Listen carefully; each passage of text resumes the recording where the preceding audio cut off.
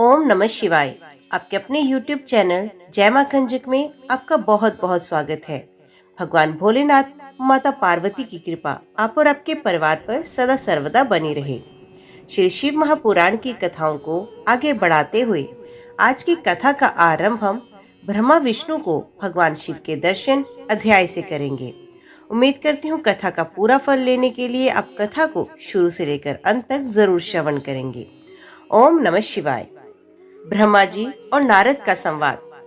ब्रह्मा जी बोले, मुनि श्रेष्ठ नारद, हम दोनों देवता घमंड को भूलकर निरंतर भगवान शिव का स्मरण करने लगे। हमारे मन में ज्योतिर्लिंग के रूप में प्रकट परमेश्वर के वास्तविक रूप का दर्शन करने की इच्छा प्रबल हो गई। शिव शंकर गरीबों के प्रतिपालक, अहंकारियों के गर्व को चूर करने वाले तथा सबके अविनाशी प्रभु हैं। वे हम पर दया करते हुए हमारी उपासना से प्रसन्न हो गए। उस समय वहां उन सुरश्रेष्ठ से ओंकार नाद स्पष्ट रूप से सुनाई देता था। उस नाद के विषय में मैं और विष्णु जी दोनों यही सोच रहे थे कि ये कहां से सुनाई दे रहा है। उन्होंने लिंग के दक्षिण भाग में स्नातन आदि वर्ण आकार का दर्शन किया, उत्तर भाग में उकार का, मध्य भाग में मकार का और अंत में ओंकार नाद का साक्षात दर्शन एवं अनुभव किया।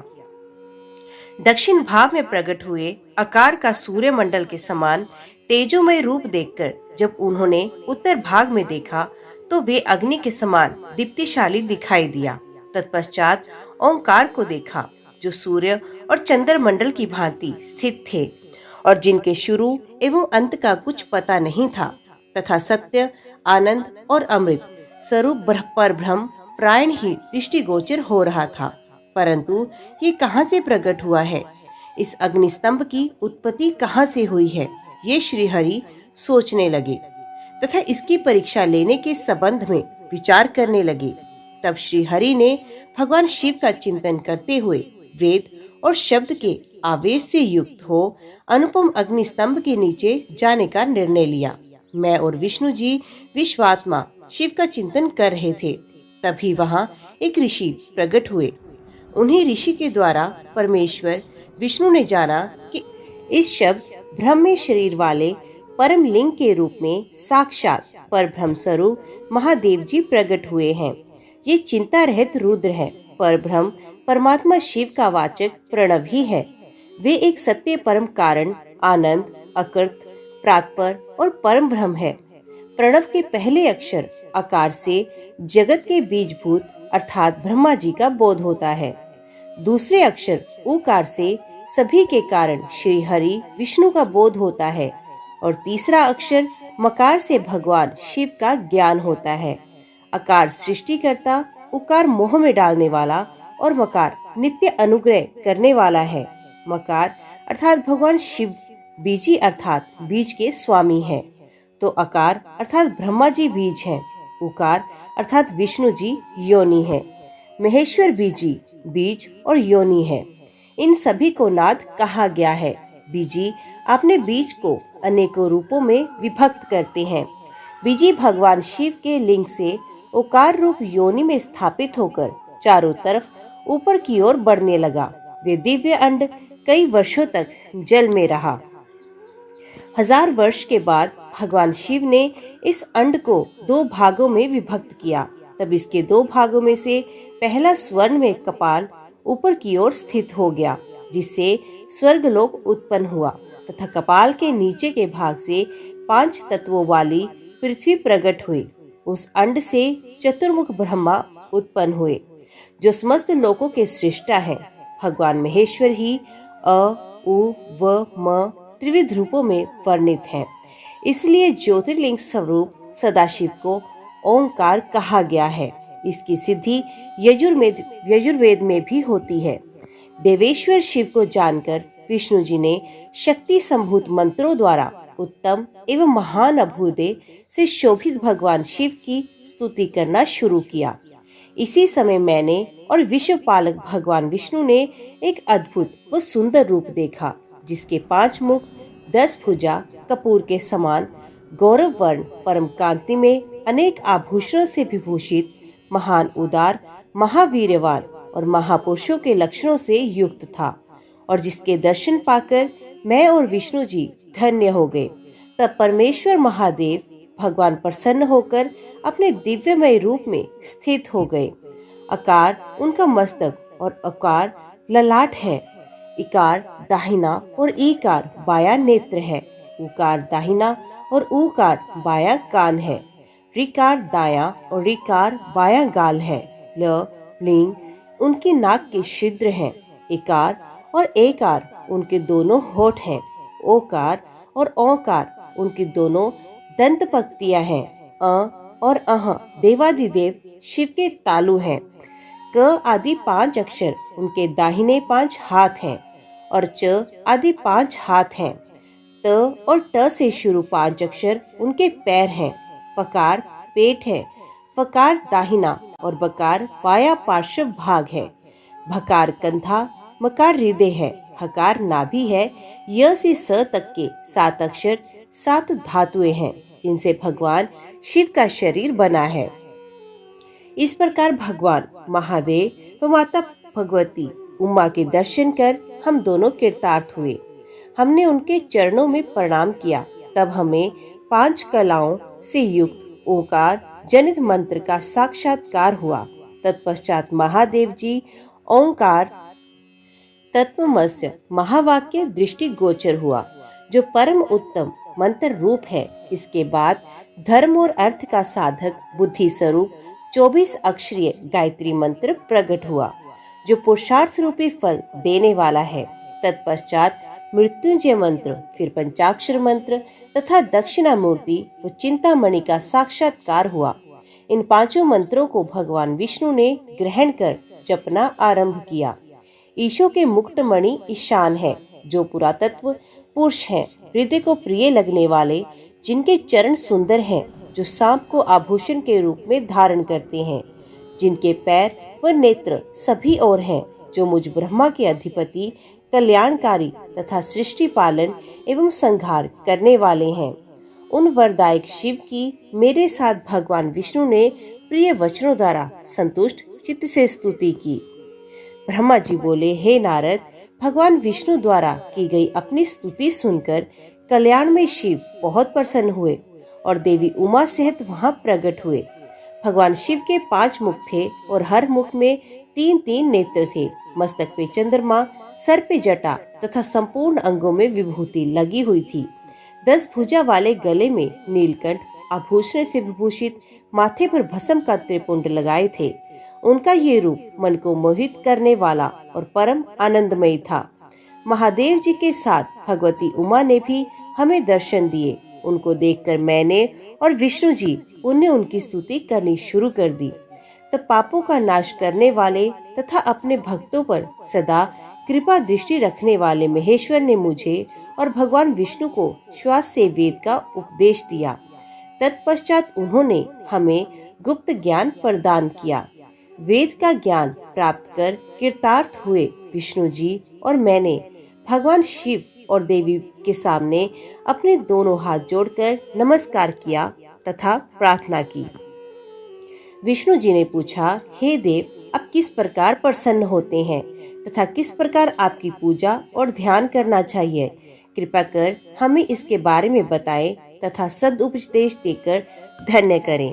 ब्रह्मा जी कहते हैं, नारद, इस प्रकार श्री हरि की ये बात सुनकर अत्यंत प्रसन्न हुए। कृपा निधान शिव ने प्रीति पूर्वक ये बात कही, मैं तुम दोनों की भक्ति से बहुत प्रसन्न हूँ। मेरे इसी रूप का पूजन व चिंतन करना चाहिए। तुम दोनों महाबली हो। मेरे दाएं बाएं अंगों से तुम प्रकट हुए हो। लोक पिता ब्रह्मा मेरे दाहिने, पालनहार विष्णु मेरे बाएं पार्श्व से प्रकट हुए। मैं भली भांति प्रसन्न हूँ और तुम्हें मनोवांछित फल देता हूँ। तुम दोनों की भक्ति सुदृढ़ हो। मेरी आज्ञा का पालन करते हुए ब्रह्मा जी अब जगत की रचना करें तथा भक्त विष्णु जी अब इस जगत का पालन करें।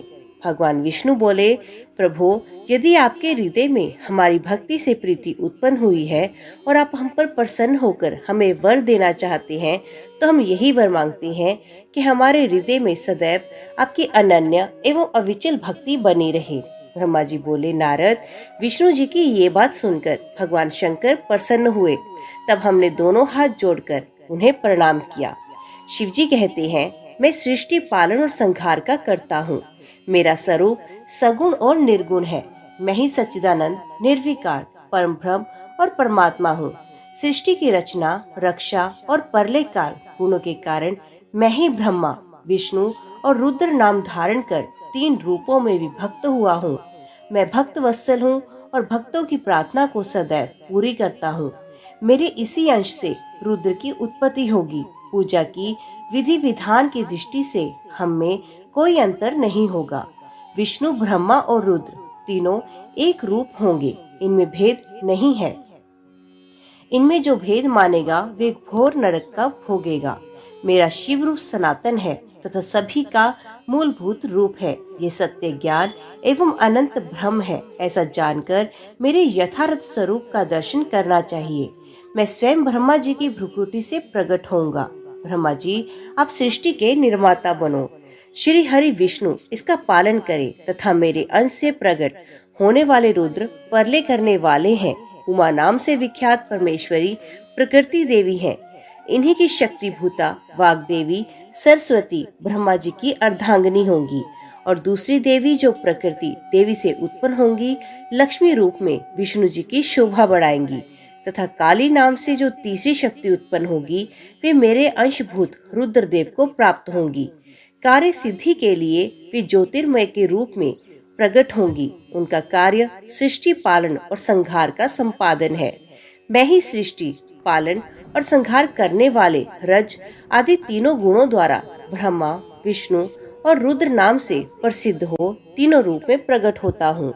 तीनों लोकों का पालन करने वाले श्री हरि अपने भीतर तमोगुण और बाहर सत्व गुण धारण करते हैं। त्रिलोक का संहार करने वाले रुद्रदेव भीतर सत्व गुण और बाहर तमोगुण धारण करते हैं तथा त्रिभुवन की सृष्टि करने वाले ब्रह्मा जी बाहर और भीतर से रजोगुणी हैं। इस प्रकार ब्रह्मा, विष्णु तथा रुद्र तीनों देवताओं में गुण है तो शिव गुणातीत माने जाते हैं। हे विष्णु, तुम मेरी आज्ञा से सृष्टि का प्रसन्नता पूर्वक पालन करो। ऐसा करने से तुम तीनों लोकों में पूजनीय हो जाओगे। परमेश्वर शिव बोले, हे उत्तम व्रत का पालन करने वाले विष्णु, तुम सर्वदा सब लोकों में पूजनीय और मान्य होगे। ब्रह्मा जी के द्वारा रचे लोक में कोई दुख या संकट होने पर दुखों और संकटों का नाश करने के लिए तुम सदा तत्पर रहना। तुम अनेकों अवतार ग्रहण कर जीवों का कल्याण कर अपनी कीर्ति का विस्तार करोगे। मैं तुम्हारे कार्यों में तुम्हारी सहायता करूंगा और तुम्हारे शत्रुओं का नाश करूंगा। तुम में और रुद्र में कोई अंतर नहीं है। तुम एक दूसरे के पूरक हो। जो मनुष्य रुद्र का भक्त होकर तुम्हारी निंदा करेगा उसका पुण्य नष्ट हो जाएगा और उसे नरक भोगना पड़ेगा। मनुष्यों को तुम भोग और मोक्ष प्रदान करने वाले और उनके परम पूज्य देव होकर उनका निग्रह, अनुग्रह आदि करोगे। ऐसा कहकर भगवान शिव ने मेरा हाथ विष्णु जी के हाथ में देकर कहा, तुम संकट के समय सदा इनकी सहायता करना तथा सभी को भोग और मोक्ष प्रदान करना तथा सभी मनुष्यों की कामनाओं को पूरा करना। तुम्हारी शरण में आने वाले मनुष्यों को मेरा आश्रय भी मिलेगा तथा हम में भेद करने वाला मनुष्य नरक में जाएगा। ब्रह्मा जी कहते हैं, देव ऋषि नारद, भगवान शिव का ये वचन सुनकर मैंने और भगवान विष्णु ने महादेव जी को प्रणाम कर धीरे से कहा, हे करुणानिधि भगवान शंकर, मैं आपकी आज्ञा मानकर सभ्य कार्य करूंगा। मेरा जो भक्त अपनी निंदक आपकी निंदा करेगा उसे आप नरक प्रदान करना। आपका भक्त मुझे अत्यंत प्रिय है। महादेव जी बोले, अब ब्रह्मा, विष्णु और रुद्र के आयुर्बल को सुनो। 4000 युग का ब्रह्मा का एक दिन होता है और 4000 युग की एक रात होती है। 30 दिन का एक महीना, 12 महीनों का एक वर्ष होता है। इस प्रकार के वर्ष प्रमाण से ब्रह्मा की 100 वर्ष की आयु होती है और ब्रह्मा का एक वर्ष विष्णु का एक दिन होता है। वे भी इसी प्रकार से 100 वर्ष तक जिएंगे तथा विष्णु का एक वर्ष रुद्र के एक दिन के बराबर होता है और वे भी इसी क्रम से 100 वर्ष तक स्थित रहेंगे। तब शिव के मुख से एक ऐसा श्वास प्रकट होता है जिसमें उनके 21,600 दिन और रात होते हैं। उनके 6 बार सांस अंदर लेने और छोड़ने का एक पल और 8 घड़ी और 60 घड़ी का एक दिन होता है। उनके सांसों की कोई संख्या नहीं है, इसलिए वे अक्षय है। अब तुम मेरी आज्ञा से सृष्टि का निर्माण करो। उनके वचनों को सुनकर विष्णु जी ने उन्हें प्रणाम करते हुए कहा कि आपकी आज्ञा मेरे लिए शिरोधार्य है। ये सुनकर भगवान शिव ने उन्हें आशीर्वाद दिया और अंतर ध्यान हो गई। उसी समय से लिंग पूजा आरंभ हो गई। ऋषि बोले, हे सूत जी, अब आप हम पर कृपा करें। हमें ब्रह्मा जी व नारद के संवाद के अनुसार शिव पूजन की विधि बताइए, जिससे भगवान शिव प्रसन्न होते हैं। ब्राह्मण, क्षत्रिय, वैश्य और शूद्र आदि चारों वर्णों का शिव पूजन किस प्रकार करना चाहिए? अपने व्यास जी के मुख से जैसे सुना हो, कृपया हमें बताइए। महर्षियों के ये वचन सुनकर सूत जी ने ऋषियों द्वारा पूछे गए प्रश्नों का उत्तर देते हुए कहना आरंभ किया। सूत जी बोले, हे मुनीश्वर, जैसा आपने पूछा है ये बड़े रहस्य की बात है। मैंने इसे जैसे सुना है उसे मैं अपनी बुद्धि के अनुसार आपको सुना रहा हूँ। पूर्व काल में व्यास जी ने सनत कुमार जी से यही प्रश्न किया था।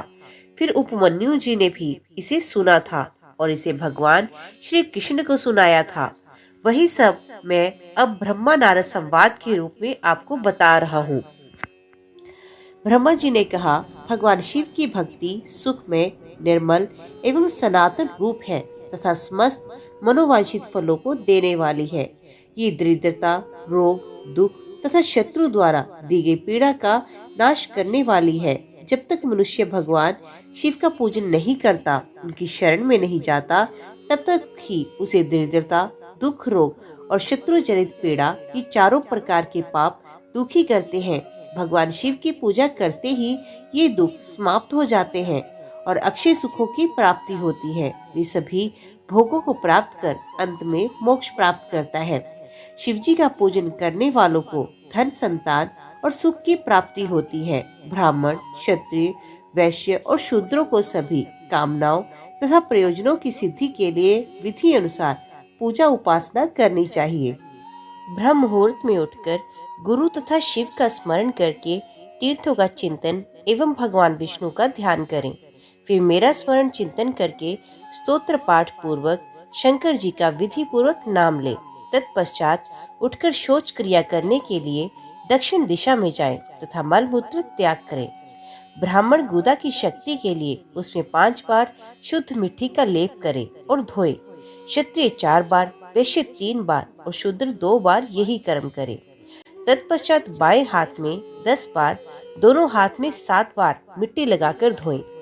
प्रत्येक पैर में 3-3 बार मिट्टी लगाएं। स्त्री को भी इसी प्रकार कर्म करते हुए शुद्ध मिट्टी से हाथ पैर धोने चाहिए। ब्राह्मण को 12 उंगल, क्षत्रिय को 11, वैश्य को 10 और शूद्र को 9 उंगल की दातन करनी चाहिए। षष्ठी, अमावस्या, नवमी, व्रत के दिन, सूर्यास्त के समय, रविवार और श्राद्ध के दिन दातुन ना करें। दातुन के पश्चात जलाशय में जाकर स्नान करें तथा विशेष देश काल आने पर मंत्रोच्चारण पूर्वक स्नान करें। फिर एकांत स्थान पर बैठकर विधि पूर्वक संध्या करें तथा इसके उपरांत विधि विधान से शिव पूजन का कार्य आरंभ करें। तदुपरांत मन को सुस्थिर करके पूजा गृह में प्रवेश करें तथा आसन पर बैठें। सर्वप्रथम गणेश जी का पूजन करें। उसके उपरांत शिव जी की स्थापना करें। 3 बार आचमन कर 3 प्राणायाम करते समय त्रिनेत्रधारी शिव का ध्यान करें। महादेव जी के 5 मुख, 10 भुजाएं और जिनकी स्फटिक के समान उज्जवल कांति है, सब प्रकार के आभूषण उनके श्री अंगों को विभूषित करते हैं तथा वे बाघंबर बांधे हुए हैं। फिर प्रणव मंत्र अर्थात ओंकार से शिव जी की पूजा आरंभ करें। पादम, अर्घ और आचमन के लिए पात्रों को तैयार करें। 9 कलश स्थापित करें तथा उन्हें कुशाओं से ढककर रखें। कुशाओं से जल लेकर ही सबका प्रक्षालन करें। तत्पश्चात सभी कलशों में शीतल जल डालें। खस और चंदन को पाद्य पात्र में रखें। चमेली के फूल, शीतल चीनी, कपूर, बड़ की जड़ तथा तमाल का चूर्ण बना लें और आचमनीय के पात्र में डालें। इलायची और चंदन को तो सभी पात्रों में डाल दें। देवादिदेव महादेव जी के सामने नंदीश्वर का पूजन करें। गंध, धूप, दीप द्वारा भगवान शिव की आराधना आरंभ करें। सद्योजान प्रपद्याम मंत्र से शिव जी का आवाहन करें। ओम वामदेवाय नमः मंत्र द्वारा भगवान महेश्वर को आसन पर स्थापित करें। फिर ईशान सर्व विद्या नाम मंत्र से आराध्य देव का पूजन करें। पादम और आचमनीय अर्पित कर अर्घ्य दें। तत्पश्चात गंध और चंदन मिले हुए जल से भगवान शिव को विधि पूर्वक स्नान कराएं। तत्पश्चात पंचामृत से भगवान शिव को स्नान कराएं। पंचामृत के पांचों तत्वों दूध, दही, शहद, गन्ने का रस तथा घी से नहलाकर महादेव जी के प्रणव मंत्र को बोलते हुए उनका अभिषेक करें। जलपात्रों में शुद्ध व शीतल जल दें। सर्वप्रथम महादेव जी के लिंग पर कुश, अपामार्ग, कपूर, चमेली, चंपा, गुलाब, सफेद कनेर, बेला, कमल और उत्पल पुष्पों एवं चंदन को चढ़ाकर पूजा करें। उन पर अनवरत जल की धारा गिरने की भी व्यवस्था करें। जल से भरे पात्रों से महेश्वर को नहलाएं। मंत्रों से पूजा भी करें। ऐसी पूजा समस्त अभीष्ट फलों को देने वाली है। पावमान मंत्र, रुद्र मंत्र, नील रुद्र मंत्र, पुरुष सूक्त, श्री सूक्त, अथर्व शीर्ष मंत्र, शांति मंत्र, भारूण मंत्र, स्थंत्र मास, स्मृत्युंजय मंत्र एवं पंचाक्षर मंत्रों से पूजन करें। शिवलिंग पर 1 सहस्र या 100 जल धाराएं गिराने की व्यवस्था करें।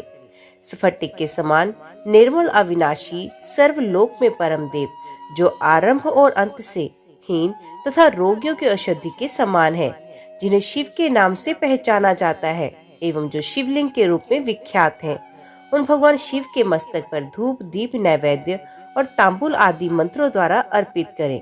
अर्घ्य देकर भगवान शिव के चरणों में फूल अर्पित करें। फिर महेश्वर को प्रणाम कर आत्मा से शिव जी की आराधना करें और प्रार्थना करते समय हाथ में फूल लें।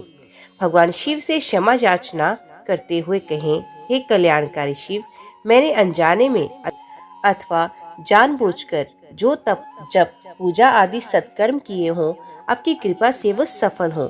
हर्षित मन से शिव जी को फूल अर्पित करें।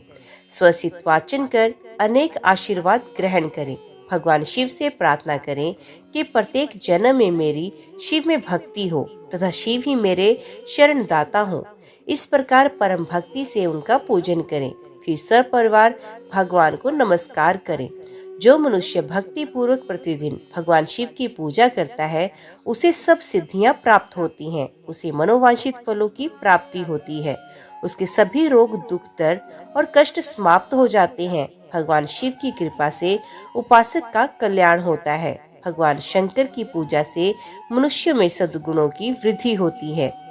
ये सब जानकर नारद अत्यंत प्रसन्न होते हुए अपने पिता ब्रह्मा जी को धन्यवाद देते हुए बोले कि आपने मुझ पर कृपा कर मुझे शिव पूजन की अमृत विधि बताई है। शिव भक्ति समस्त भोग और मोक्ष प्रदान करने वाली है। ब्रह्मा जी, आप धन्य हैं, क्योंकि आपने अपनी बुद्धि को शिव चरणों में लगा रखा है। कृपा कर इस आनंदमय विषय का वर्णन सविस्तार पुनः कीजिए। ब्रह्मा जी ने कहा, हे नारद, एक समय की बात है। मैंने सब ओर से देवताओं और ऋषियों को बुलाया और क्षीर सागर के तट पर भगवान विष्णु की स्तुति कर उन्हें प्रसन्न किया। भगवान विष्णु प्रसन्न होकर बोले, हे ब्रह्मा जी एवं अन्य देवगणों, आप यहाँ क्यों पधारे हैं? आपके मन में क्या इच्छा है? आप अपनी समस्या बताएं, मैं निश्चय ही उसे दूर करने का प्रयत्न करूंगा। ये सुनकर ब्रह्मा जी बोले, हे भगवान, दुखों को दूर करने के लिए किस देवता की सेवा करनी चाहिए? तब भगवान विष्णु ने उनके प्रश्न का उत्तर देते हुए कहा, हे ब्राह्मण, भगवान शिव शंकर ही सब दुखों को दूर करने वाले हैं। सुख की कामना करने वाले मनुष्य को उनकी भक्ति में सदैव लगे रहना चाहिए। उन्हीं में मन लगाए, उन्हीं का चिंतन करे। जो मनुष्य शिव भक्ति में लीन रहता है, जिसके मन में वे विराजमान है, ये मनुष्य कभी दुखी नहीं हो सकता। पूर्व जन्म में किए गए पुण्य एवं शिव भक्ति से ही पुरुषों को सुंदर भवन, आभूषणों से विभूषित स्त्रियां, मन का संतोष, धन संपदा, स्वस्थ शरीर, पुत्र पौत्र, अलौकिक प्रतिष्ठा, स्वर्ग के सुख एवं मोक्ष प्राप्त होता है।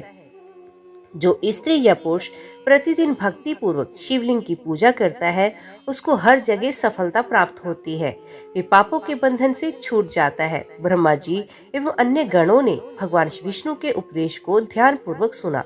भगवान विष्णु को प्रणाम कर कामनाओं की पूर्ति हेतु उन्होंने शिवलिंग की प्रार्थना की। तब श्री विष्णु ने विश्वकर्मा को बुलाकर कहा, हे मुने, तुम मेरी आज्ञा से देवताओं के लिए शिवलिंगों का निर्माण करो। तब विश्वकर्मा ने मेरी और श्री हरि की आज्ञा को मानते हुए देवताओं के लिए उनके अनुसार लिंगों का निर्माण कर उन्हें प्रदान किया।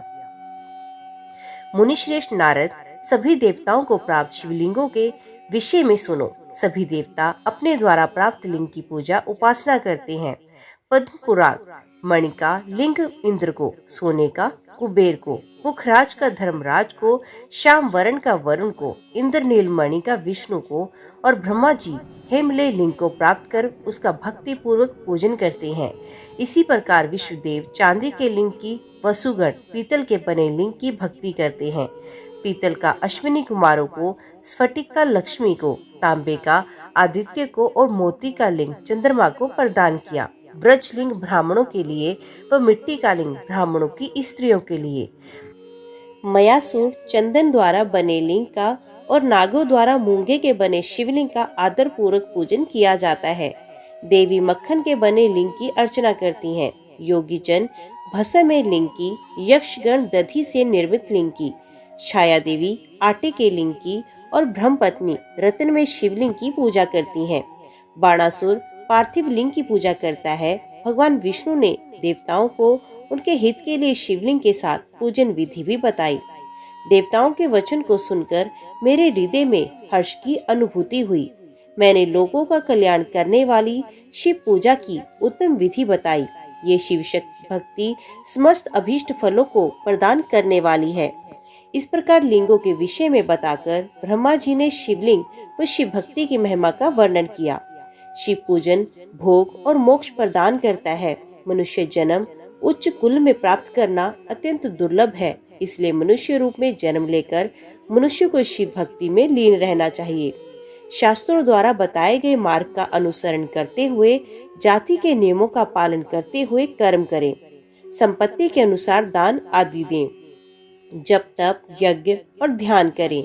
ध्यान के द्वारा ही परमात्मा का साक्षात्कार होता है। भगवान शंकर अपने भक्तों के लिए सदा उपलब्ध रहते हैं। जब तक ज्ञान की प्राप्ति ना हो तब तक कर्मों से ही आराधना करें। इस संसार में जो जो वस्तु सत असत रूप में दिखती है अथवा सुनाई देती है वे परब्रह्म शिव रूप है। तत्व ज्ञान ना होने तक देव की मूर्ति का पूजन करें। अपनी जाति के लिए अपनाए गए कर्म का प्रयत्न पूर्वक पालन करें। आराध्य देव का पूजन श्रद्धा पूर्वक करें, क्योंकि पूजन और दान से ही हमारी सभी विघ्न व बाधाएं दूर होती हैं। जिस प्रकार मैले कपड़े पर रंग अच्छे से नहीं चढ़ता परंतु साफ कपड़े पर अच्छी तरह से रंग चढ़ता है, उसी प्रकार देवताओं की पूजा अर्चना से मनुष्य का शरीर पूर्णतः निर्मल हो जाता है। उस पर ज्ञान का रंग चढ़ता है और वे भेदभाव आदि बंधनों से छूट जाता है। बंधनों से छूटने पर उसके सभी दुख दर्द समाप्त हो जाते हैं और मोह माया से मुक्त मनुष्य शिव पद प्राप्त करता है। मनुष्य जब तक गृहस्थ आश्रम में रहे तब तक सभी देवताओं में श्रेष्ठ भगवान शंकर की मूर्ति का प्रेम पूर्वक पूजन करे। भगवान शंकर ही सभी देवों के मूल हैं। उनकी पूजा से बढ़कर कुछ भी नहीं है। जिस प्रकार वृक्ष की जड़ में या पानी से सींचने पर जड़ एवं शाखाएं सभी तृप्त हो जाती हैं, उसी प्रकार भगवान शिव की भक्ति करें। अतः मनोवांछित फलों की प्राप्ति के लिए शिव की पूजा करनी चाहिए।